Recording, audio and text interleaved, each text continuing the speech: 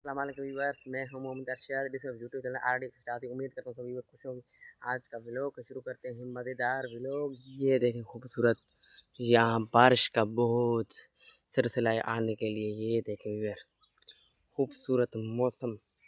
आज ऐसा व्लॉग शुरू क्यों होता है जो आपके खेतों के हवाले से। अभी हमने व्लॉग स्टार्ट किया। अभी ये सामने पानी के लिए भी तैयारी है और ऊपर पे बारिश भी हो रहा है। वो तो कितने परिंदे ऊपर जाते हैं। ये देखें व्यूअर, खूबसूरत मौसम। अभी व्लॉगर में क्या बात है, अभी मुफ्ती का बयान सुनो, क्या कहता है व्लॉगर के बारे में, सुनो। ब्लॉगर को देखो ना,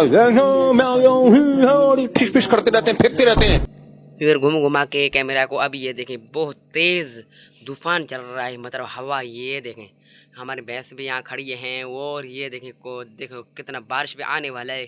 अल्लाह ना करे बारिश नहीं आए, पर बहुत इसका नुकसान है बारिश आने में। उस वजह से अभी देख सकते हो व्यूअर, ये भैंस हमारा आपने देखा होगा। ये मैं हूँ अपना फैज़ दिखाता हूँ और बारिश आने वाला है व्यूअर्स।